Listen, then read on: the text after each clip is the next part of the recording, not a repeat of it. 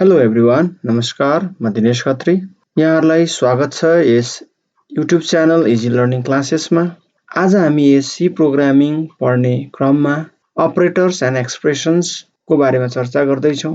Introduction to operators and expressions. Operator पढ्ने क्रममा पहिला हामी अपरेन्ड के हो त्यो बुझ्न जरुरी छ। जस्तै हामीले कुनै दुईटा नम्बर जोड्न चाह्यौँ, मानौँ ए र बी लाई जोड्न चाह्यौँ भने यतिखेर यो ए र बी यो डेटा आइटम यसलाई हामी अपरेन्ड भन्दछौँ र यो सिम्बोल जुन हामीले यो दुईटा नम्बरलाई जोड्नको लागि प्रयोग गर्यौँ यसलाई हामी अपरेटर भन्दछौँ र यसले दिने रिजल्ट अथवा यो लेख्ने तरिका यसलाई हामी एक्सप्रेसन भन्दछौँ र यो जुन म्यानिपुलेसन भयो, जुन कार्यको लागि यो छानियो र त्यो काम भयो त्यसलाई हामी अपरेसन भन्दछौँ। An operand is a data item in which some operation is performed. जस्तै ए र बी दुईटा डेटा आइटम्स थिए, यसमा के भयो त ए र बी लाई जोड्ने काम गरियो भनेको सर्टेन अपरेसन गरियो र यो अपरेसन गर्नको लागि युज गर्ने यो सिम्बोल जुन प्लस हामीले लिएका छौँ अथवा माइनस हुन सक्थ्यो, मल्टिप्लाई हुन सक्थ्यो या डिभाइड हुन सक्थ्यो, हैन, मोडुलो डिभिजन हुन सक्थ्यो, यसलाई हामी मोडुलो भन्छौँ या मोडुलर डिभिजन भन्छौँ, जसले हामीलाई रिमाइन्डर प्रोभाइड गर्छ। यिनीहरूलाई हामी अपरेटर भन्दछौँ। हामीले यहाँ केही एक्जाम्पल पनि लिएका छौँ। 4 plus 5 where 4 and 5 are the operands and plus is the operator। र यसरी भ्यारिएबल, कन्स्ट्यान्ट र अपरेटरहरूको कम्बिनेसनमा हामीले एक्सप्रेसन पाउँदछौँ र एक्सप्रेसन बनाउने बेलामा हामीले त्यो ल्याङ्ग्वेजको सिन्ट्याक्सलाई प्रपरली फलो चाहिँ गर्नुपर्छ, होइन भने इरर आउन थाल्छ। यही एक्जाम्पललाई हामीले तल फेरि लिएका छौँ। ए प्लस बी एउटा म्याथमेटिकल अपरेसन हामी गर्दैछौँ जसमा ए र बी लाई हामीले अपरेन्ड्स भन्दछौँ भने यो सिम्बोल जसलाई हामी अपरेटर भन्दछौँ र यो अपरेटरको काम भनेको एडिसन या सब्ट्र्याक्सन गर्नु जसलाई हामी अपरेसन भन्दछौँ। Types of operator. हामी सी ल्याङ्ग्वेजमा जम्मा 8 टाइप्सको अपरेटर हेर्दछौँ। हुन त यसलाई ब्रेक गरेर बढाउन पनि सकिन्छ, तर हामीले पढ्नै पर्ने अपरेटर भनेका चाहिँ यी 8 टाइप्सका हुन्। त्यसमध्ये आज हामी अर्थमेटिक अपरेटरको बारेमा चर्चा गर्दछौँ भने यो अर्थमेटिक अपरेटर पढ्दै जाने क्रममा एकचोटि हामी यो कन्डिसनल अपरेटरलाई पनि त्यहाँनिर कुरा गर्नुपर्ने हुन्छ, टर्नेरी अपरेटर भनेर, जसको डिटेल्समा भने चाहिँ हामी यही नै टपिक्समा प्रोग्रामिङ गर्दै हेर्नेछौँ। Types of operator. अघि भर्खर कुरा गर्यौँ, हामीले 8 टाइप्स अफ अपरेटर सी ल्याङ्ग्वेजमा हेर्दछौँ भनेका थियौँ र यो सी ल्याङ्ग्वेजमा हामी फेरि नम्बर अफ अपरेन्ड्सको आधारमा पनि अपरेटर क्याटेगोराइज गर्न सक्दछौँ।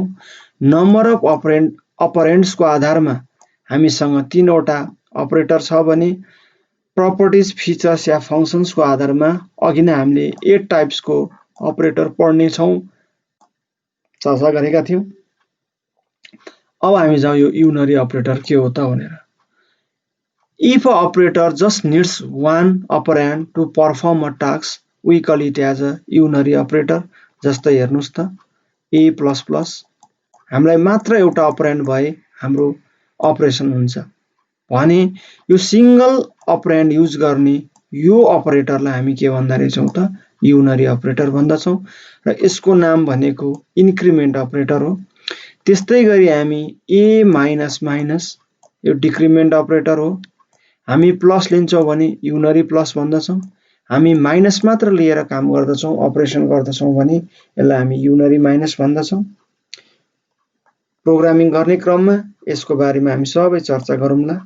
Binary operator. The operator which requires 2 operand for operation is defined as a binary operator। अघि भर्खर एउटा हामीले एक्जाम्पल हेरेका थियौँ ए प्लस बी। यतिखेर हामीसँग ए र बी दुईवटा अपरेन्ड हामीले युजमा ल्यायौँ र हामीले एडिसन अपरेसन गर्ने काम गर्यौँ प्लस अपरेटरको सहायतामा भने यस्तो खाले अपरेटरलाई हामी के भन्छौं त अब बाइनरी अपरेटर भन्दछौं, किनकि हामीसँग दुईवटा अपरेन्ड्स युज भएको छ। त्यसैगरी यदि हामी हाम्रो अपरेसनमा तीनवटा टर्नेरी भनेको 3 हो, तीनवटा अपरेन्ड्स युज गर्दछौं भने यसलाई हामी टर्नेरी अपरेटर भन्दछौं र अघि नै पनि चर्चा गरियो यो टर्नेरी अपरेटर हामी कन्डिसनल अपरेटर पढ्ने क्रममा पुरै प्रोग्रामिङ गरेरै हेर्नेछौं। आज हामीले अरिथमेटिक अपरेटरको बारेमा चर्चा गर्नु छ, सो हेरौं अरिथमेटिक अपरेटर कसलाई भनिन्छ त। C programming provides all the basic arithmetic operators which works the same way as they do in other languages and they can operate on any built-in data types or fundamental data types. भन्नुको अर्थ हामी कुनै basic म्याथ्समा या कुनै पनि अन्य प्रोग्रामिङमा जुन operator as arithmetic अपरेटरको रूपमा पढ्नु पर्छ त्यही नै अरिथमेटिक अपरेटर यहाँ पनि आउँछ। यसको अर्थ यहाँ युज भएका अरिथमेटिक अपरेटर अन्य कुनै पनि प्रोग्रामिङ ल्याङ्ग्वेजमा त्यही मिनिङमा युज भएको छ भन्न खोजिएको हो। जस्तै हेर्नुस् प्लस, हामी प्लस किन युज गर्दछौं भन्दाखेरि for Edison or unary plus, यो हामी सब्स्ट्र्याक्सनको लागि युज गर्ने अपरेटर हो। यो मल्टिप्लिकेसनको लागि युज गर्दछौं, हामी यो डिभिजनको लागि युज गर्दछौं भने यो सिम्बल हेर्नुस्, यो हामी यसलाई बोलाउनु पर्दा मोडुलो डिभिजन अथवा मोडुलर डिभिजन भन्दछौं अथवा to get remainder we use this symbol भन्दछौं र यो जहिले पनि इन्टिजर डिभिजनको लागि मात्र प्रयोग गर्न सकिन्छ। फ्लोटिङ टाइप अफ डिभिजन छ भने हामी यो सिम्बल प्रयोग गर्ने छैनौं। इन्टिजर भ्यालुहरुलाई मात्र डिभाइड गरेर हामी रिमाइन्डरको लागि अगाडि बढ्नु छ भने हामी यो सिम्बलको प्रयोग गर्दछौं मोडुलो डिभिजनको। Types of arithmetic operations, arithmetic operations हामी यो 3 टाइप्समा स्टडी गर्दैछौं है। पहिलो भनेको इन्टिजर अरिथमेटिक, यसलाई हामी इन्टिजर अरिथमेटिक अपरेसन अथवा एक्सप्रेसन पनि भन्दछौं। If both the operands are integer and the expression we call it as integer arithmetic expression or operation. हेर्नुस् त यो xy यो दुईटै इन्टिजर टाइप छ र यसले रिजल्ट पनि इन्टिजरमै दिन्छ। जोड्दा होस्, घटाउँदा होस्, मल्टिप्लाई गर्दा होस्, डिभाइड गर्दा होस् या रिमाइन्डर क्याल्कुलेट गर्दा होस्, यदि दुईटै अपरेन्ड इन्टिजर टाइप छ भने हामी सबै रिजल्ट पनि इन्टिजरमै पाउँदछौं। यो इन्टिजर अरिथमेटिक अपरेसनको मिनिङ भयो। अब हामी जाउँ रियल अरिथमेटिकमा। In real arithmetic operation or expression we are using just floating value or floating data type and we get result in float as well. So this type of operation is called as a real arithmetic operation or expression. हामीलाई सम्झिनु पर्ने कुरा के भन्दा floating data टाइपलाई फेरि floating नै data टाइपले divide गरेर reminder पाउनु भने चाहिँ हामी सक्दैनौं। So we won't use this modulo division symbol in real arithmetic operation.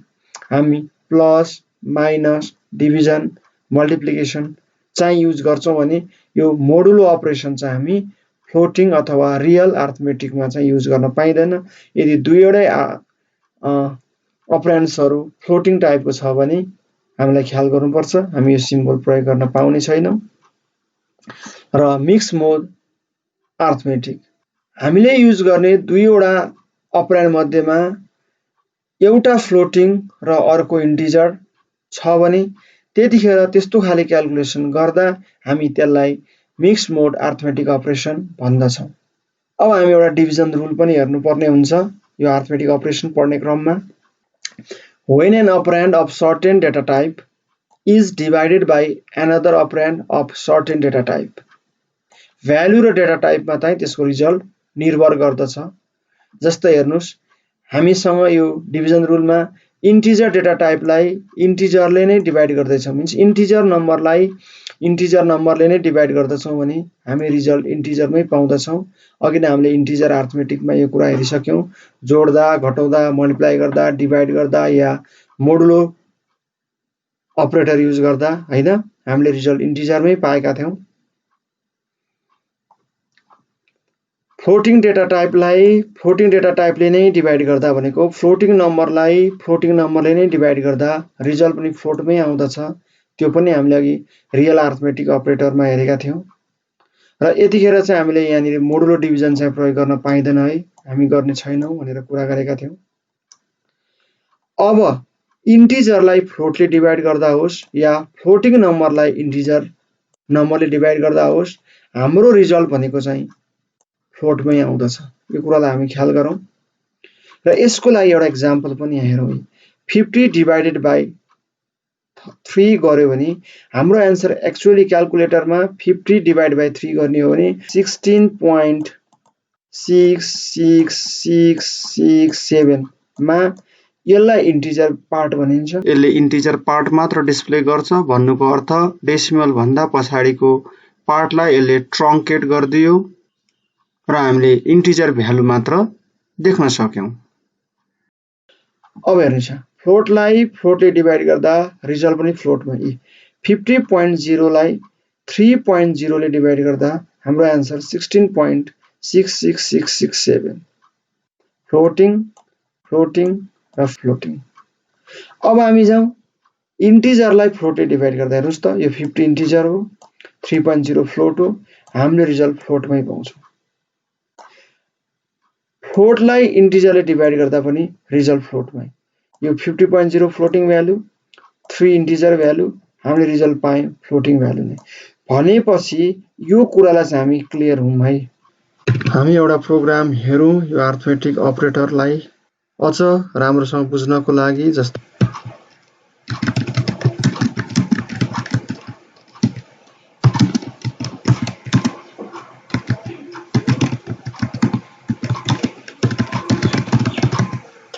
यो प्रोग्राम मैले के सम्बन्धी गर्दैछु त हजुरहरुलाई आइडिया भइ नै हाल्यो हैन। अब हामी हेडर फाइल इन्क्लुड गरौँ। include stdio.h फेरि includeconio.h। अब हामी मेन फंक्सन पार्ट लेखौं। void main भनेर हाम्रो प्रोग्राम यहाँबाट सुरु हुन्छ अनि यहाँ टर्मिनेट हुन्छ। अब हामी हाम्रो प्रोग्राममा चाहिने भेरिएबलहरु डिक्लेयर गरौँ। यो डिक्लेरेसन पार्टमा इन्ट फर्स्ट नम्बर युजरबाट माग्ने हुनाले फर्स्ट, सेकेन्ड नम्बर पनि युजरबाट मागौं अनि हामी एड भन्ने एउटा भेरिएबल डिक्लेयर गरौँ। जस्तै सबट्र्याक्टलाई एसयुबी, मल्टिप्लाईलाई एमयुएल भनेर गरौँ। हेर्नुस् है, हामीले 5 वटा इन्टिजर टाइप डेटा टाइप भएको इन्टिजर टाइप भेरिएबल डिफाइन गर्यौं भने एउटा float भनेर फ्लोटमा डिभाइड भन्ने भेरिएबल पनि डिक्लेयर गर्यौं। क्लियर स्क्रिन गर्नको लागि clr scr भन्ने एक्सन स्टेटमेन्ट हामीले लेख्यौं। अब हामी स्क्रिनमा युजरको लागि मेसेज डिस्प्ले गरेर इनपुट लियौं है त। अनि फर्स्ट र सेकेन्ड नम्बरलाई हामी आज छुट्टा छुट्टै लियौं। printf इन्टर फर्स्ट नम्बर हो, यसो गरौँ। अनि यो रिसिभ गर्नको लागि scanf फंक्सन युज गरौँ। हामी इन्टिजर टाइपको नम्बर लिने हुनाले %d गर्नु पर्यो अनि हामी लोकेसन दिनु पर्यो है, एड्रेस अफ फर्स्ट भेरिएबल। त्यसैगरी हामी printf गरौँ, इन्टर सेकेन्ड नम्बर भनौं अनि यो पनि scanf फंक्सन थ्रु scanf है, scanf फंक्सन थ्रु युजरबाट यो इन्टिजर टाइप डेटा रिसिभ गरेर असाइन गर्ने काम गरियो। अब त्यसबाट हामी बेसिक अपरेसन्स थालौं है त। जस्तै एड भन्ने अपरेसन थालौं। हामीसँग यहाँ एड भन्ने भेरिएबल भएको हुनाले हामीले एड भन्ने भेरिएबल लिन पाउँछौं। एड भएपछि हामी के गर्छौं त, first number plus second number add भयो हो। फर्स्ट र सेकेन्ड नम्बर जोडिसकेपछि फर्स्ट र सेकेन्ड अपरेन्ड्स हुन् र प्लस भन्ने अपरेटर हो। प्लस भन्ने अपरेटरले फर्स्ट र सेकेन्ड अपरेन्डलाई जोडेर एड भन्ने भेरिएबलमा असाइन गर्यो। त्यस्तै गरी अब हामी sub भन्ने अर्को भेरिएबलमा फर्स्ट माइनस सेकेन्ड SECOND। यहाँ पनि हामीले माइनस भन्ने अपरेटर युज गर्यौं र त्यो एक्सन्सलाई हामीले त्यो रिजल्ट हामीले सबमा असाइन गर्यौं सब भेरिएबलमा। मल्टिप्लाईले हाम्रो MUL मात्र छ is equals to first multiply second गर्यौं। हेर्नुस् है त अब हामी डिभाइड को लागि DI भन्ने हाम्रो भेरिएबलमा के असाइन गर्दै छौं त फर्स्ट डिभाइड बाइ। एकछिन हामी यतिकै लेखेर हेरौं फर्स्ट डिभाइड बाइ सेकेन्ड अनि यसले कस्तो रिजल्ट दिन्छ हामी त्यो हेरिसकेपछि अनि हामी फर्दर कुरा गर्छौं र यसको केही चेन्जेस गरेर राइट भ्यालु पाउने कोसिस गर्छौं है त। अब त्यसपछि हाम्रो प्रोग्राम बेसिक अपरेशन्स त सकियो। अब डिस्प्ले गरौं printf हाम्रो फर्स्टलाई सम भनेर लेख्दियौं। हाम्रो सम के थियो त सम। अब हाम्रो यहाँ इज इक्वल्स टु हाम्रो सम त इन्टिजरमा हुन्छ सो हामीले एड भन्ने भेरिएबलमा छ है। अनि त्यसपछि printf फेरि हामी अब हाम्रो सबट्र्याक्ट हेरौं सबट्र्याक्ट इज इक्वल्स टु हाम्रो यो पनि इन्टिजरमा छ सो यसरी लेख्यौं printf। अब हाम्रो multiply is equals to %d यो पनि इन्टिजर टाइपमै भएको हुनाले भेरिएबल छ MUL हामीसँग छ printf divide is equals to यो चाहिँ हामीसँग फ्लोटिङमा छ है त्यही भएर %f गर्दिन्छु मैले अनि यहाँ गएर IVIDE छ। ल हेर्नुस् अब हामी getCS फंक्सन युज गरौं अनि प्रत्येक हाम्रो रिजल्ट चाहिँ न्यू लाइनमै देखा परोस् भन्नको लागि यहाँ स्पेस सिक्वेन्स /n यहाँ पनि /n र यहाँ पनि /n हालौं है र हाम्रो रिजल्ट 2 डेसिमल प्लेस सम्म मात्र आओस् भनेर 0.2 भनेर हामीले लेख्यौं। यो किन गरेको हजुरहरुलाई थाहा भइ नै सक्यो। यदि थाहा छैन भने प्लिज अघिल्ला लेक्चरहरु हेर्नु होला किनकि त्यहाँ भनिएका कुराहरु यहाँ मैले रिपिट गरिरहेको छुइन हैन भिडियो लेन्दी हुन्छ भनेर। सो प्लिज त्यहाँ हेर्नु होला अनि केही कन्फ्युजन छ भने सोध्न चाहिँ सकियो है। यसरी हामीले लेख्यौं। अब यसलाई हामी सेभ गरौं है। पहिला फाइल सेभ एज गरौं। यो प्रोग्रामको नाम हामी अपरेसन दिउँ है त OPERATION operation.c भनेर दिउँ है। ल हेर्नुस् अब यसलाई हामी कम्पाइल गरेर हेरौं। यदि कतै हामीले केही गल्ती गरेका छौं केही हैन छुटाएका छौं भने कम्पाइलरले हामीलाई अलर्ट गर्छ। हाम्रो प्रोग्राम पुरै तरिकाले सही छ कुनै पनि एरर्सहरु देखाएको छैन। सो यसलाई हामी रन गरौं। कन्ट्रोल F9 थिचे मैले। ल फर्स्ट नम्बरमा 25 दिन्छु है अनि सेकेन्ड नम्बरमा 4 दिन्छु। याद गर्नुस् हाम्रो सम कति आउनु पर्यो 29 अनि हाम्रो डिफरेन्स सबट्र्याक्ट कति आउनु पर्यो 21। हाम्रो मल्टिप्लाई भ्यालु कति आउनु पर्यो 100। यो सबै इन्टिजर टाइपको छ है। तर हाम्रो डिभाइड चाहिँ फ्लोटिङमा हामीले डिक्लेयर गरे हुनाले 25 लाई 4 ले डिभाइड गर्दा कति हुन्छ 6 4 जा 6.25 हो। यदि 6.25 हो भने यतिखेर चाहिँ हामीले आन्सर चाहिँ 6.00 पाउँछौं किनकि 6.25 को इन्टिजर पार्ट भनेको 6 हो। 6.25 लाई ट्रंकेट गर्दा इन्टिजर भ्यालु 6 मात्र रह्यो र यो 6 लाई फ्लोटिङ डेटा टाइपले 6.00 भनेर डिस्प्ले गर्दियो। तर हाम्रो एक्चुअल आन्सर त त्यो होइन नि है डिभाइड गर्दा। एक्चुअली हेरौं है त त्यसपछि हामी फर्दर कुरा गरौँला। हो ल हेर्नुस् त हामीले भनेको कुरा सबै मिल्यो तर डिभाइड चाहिँ 6.00 आयो। किन आयो त हजुरहरुलाई थाहा भएन किनकि 6.25 मा 6 इन्टिजर भएको हुनाले उले इन्टिजर पार्ट लिन्छ किनकि त्यो अनि फ्लोटिङमा शो गर्नुपर्ने हुनाले 6.00 गर्दियो। ठीक छ उ आफैले मिलाइदियो है कम्पाइलरले। अब यसलाई हामीलाई जे आन्सर चाहिन्थ्यो हामी त्यही हेर्छौं भने यहाँ नि अस्ति पनि अलिकति मैले कुरा गरेको थिएँ आज हामी प्र्याक्टिकली हेरौं है त। यहाँ नि FLOAT भनेर हामी लेख्छौं र यो के हो भन्दा टाइप कास्टिङ typecasting यसरी हामीले इन्टिजरलाई फ्लोट बनाउने कामलाई टाइप कास्टिङ भन्यो।